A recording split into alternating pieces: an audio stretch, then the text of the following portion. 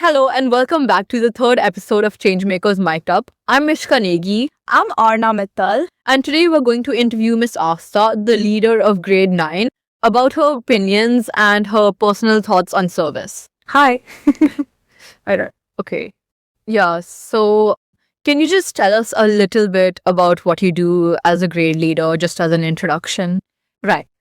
So, as a grade leader, I'm basically in charge of all things pastoral associated with my grade. So, anything from, oh, my tummy's upset and I'm not feeling too good, to anything closer to, you know, the stress that teenagers such as yourself happen to deal with. So, all of those things are things that I'm here to support you with, ensure that your development and well-being in this school is holistic and not just academically oriented. So I'm here to be able to take care of that. Other than that, I just have chocolates that I keep getting out. So I guess that's my primary reason to be a GL, and everything else is secondary. Yeah. Miss, so you devised an amazing service activity on the grade 9 residential trip. So can you walk us through it and tell our audience in short what the impact it has had on the environment? Right. So the activity that we had was planting bamboo saplings, but in addition to that, we had to build some covers around the bamboo sapling, because what happens is the area around which we planted it is something that's very flood prone, flood prone, and there are a lot of animals that wander that area. So of course they would eat the branches and do all of those things. Now we went to Wayanad, which is in Kerala, and in Wayanad there's a big population of women that rely on bamboo as their source of livelihood. So by planting these bamboo saplings, essentially what we were able to successfully achieve was take care of soil erosion, because that would hold the soil tighter together. So like I mentioned, it's a flood prone area, so that takes care of it. B, it provides sustainability. Bamboo is a very sustainable resource, so you're anyway contributing that way. And 3, it's providing life. It's providing livelihood to a lot of these women who depend on bamboo in order to make products, artifacts that they sell and earn money off of. So which is why we planted bamboo saplings and made covers around it with the help of local artisans from Wayanad. That's really nice. So this was an activity that you created, right, for the students. But how do you encourage the students in your grade with their own service projects? And how do those service projects like shape a child's personality? So yes, I just want to correct you that this was me with the Indian Odyssey team, and they conceptualized this together. As far as service projects that go ahead, but that students are taking a look at, I think, and it's very ironic that we're discussing this right now, because just 2 minutes ago, one of the teachers in the staff room mentioned that this is why service should be voluntary, because that's when people really put their heart into it, and only the people who want to do it do it. While voluntary or involuntary is not something that we're looking at, but the idea of putting your heart into it is important. So I don't think you can treat service as a tick mark that you need to complete so you get your transcript, but it's something that should hold some importance to you. If you love a dog, then work in a shelter for strays, or do something that would help take care of strays better. If you're particularly close to your grandparents, then maybe you can do something at an old age home. If you're somebody who's great at math and can help, or is good at like technology and stuff, then help students in other schools not as fortunate such as yourself to become as digitally and technologically equipped as you are. So essentially all you're doing is giving them life skills. So when all of you guys get out in the world together, the playing field is leveled out for everyone. I think when you're looking at service, you should just see how is it that you can make a society that's more equitable, more enjoyable, and more happy for everyone to live in. And I think the second part of your question was, how does this change impact personalities? We're lucky enough to come from a group of people that's extremely privileged and has a lot of resources at our disposal. So I think with this privilege, a sense of gratitude is something that should kick in. And I think only when we're able to engage in acts of service do we realize all the things that we have and all the things that we need to be grateful for. B, it's also a very humbling experience to see just how much others tend to work towards the things that we take for granted, and how sometimes people can just be happy with so little, or or with the problems that they have, find an ecosystem to still thrive. And maybe that really helps us put things into perspective. Yeah. So speaking of student-initiated service activities, did you have a moment where a student really surprised you with their service activity, or a time where you just genuinely felt connected to what a student was doing? For me, because I'm a teacher, I guess there's no surprise there that education is something that I connect out with.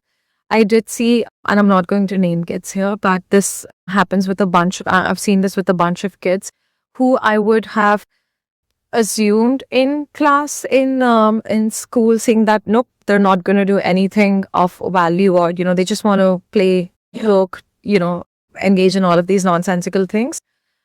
But I think I've seen them put such passion into their service projects, especially when they're working with kids, kids that are younger and all of those things. But the care, the empathy that they exercise towards others is something that always moves me, and is something that I always appreciate.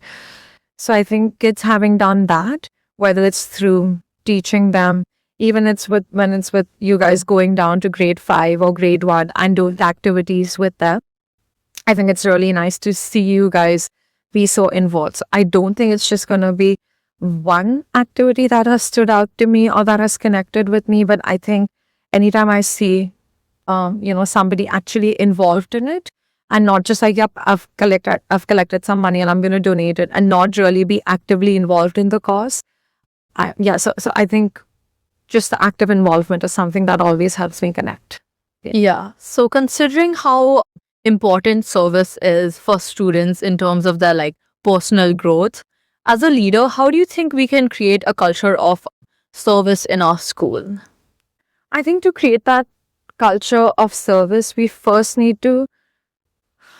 there needs to be a culture of inclusivity first, or a culture of empathy where we're not one against the other, and realize that we're doing all of this, collectively.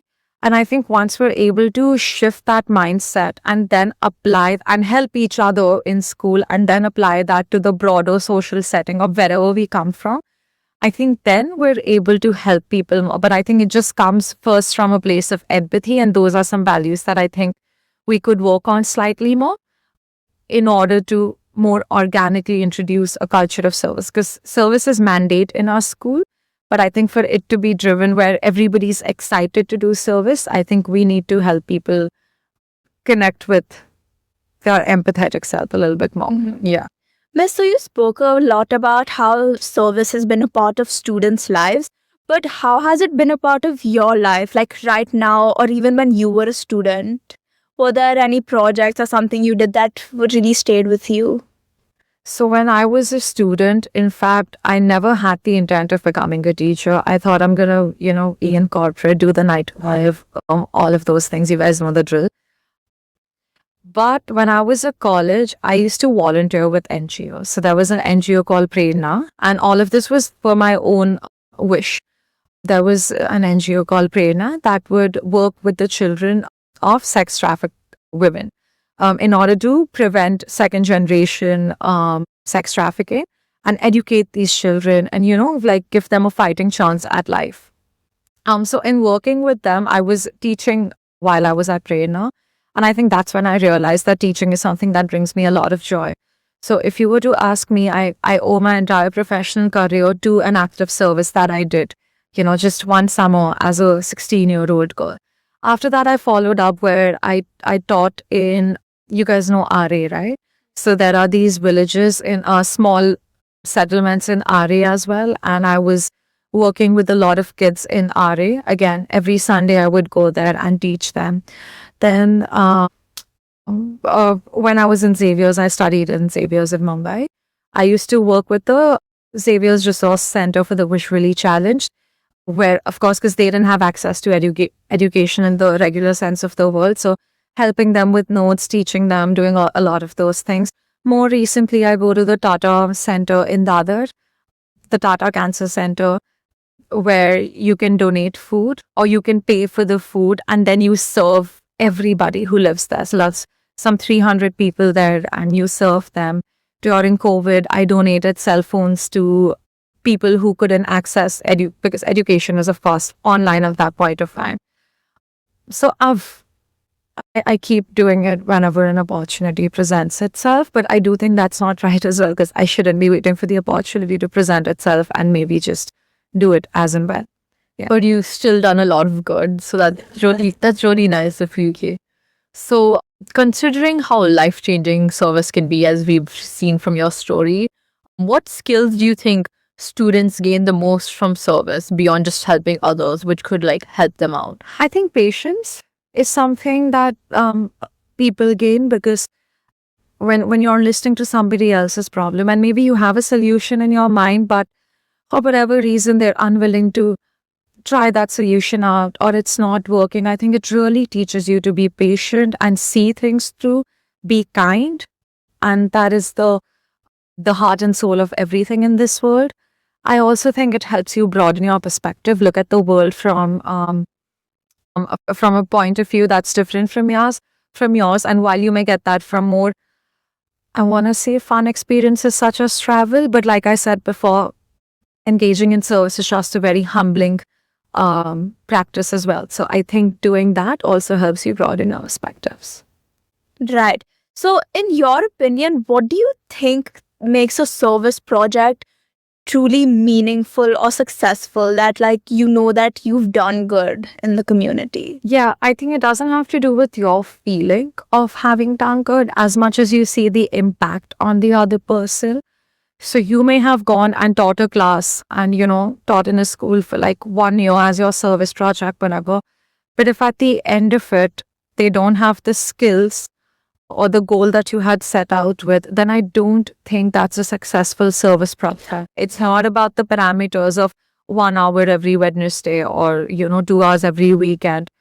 But I think it has to be where if somebody's in a better position from where you first met them, I think that's how you, and not per your reading, but their reading, whether it's just their own confidence that has, boosted. I think that's how you'd measure the success of a service project. Right. So finally, to conclude and like maintain this theme of like spreading service, how can students inspire and involve others to join their service initiatives or like start their own as students? I think you are spoiled for choice with Instagram, Snapchat, whatever other platform that you may be on. So while you can, post your dinner on it and whatever dessert you're having, but maybe it's also a great idea to talk about the service projects that you're doing so that like-minded people can find you, or maybe you could inspire somebody that way as well. And you don't have to be preachy about it, that, oh, do this because that's how you become a good person. Just talk about, oh, do this if you can do blah, blah, blah. Or if you're good at math, come help us. Just make it really easy, really appealing. And I think you guys have a lot of voice, as you should. And I think it's time that we start using it to be able to help others as well. Okay. Thank you so much, Miss. You shared so much with us and it's very insightful. Thank you, girls. Good luck with your podcast. Thank you so much for listening and make sure to tune in for the next episode.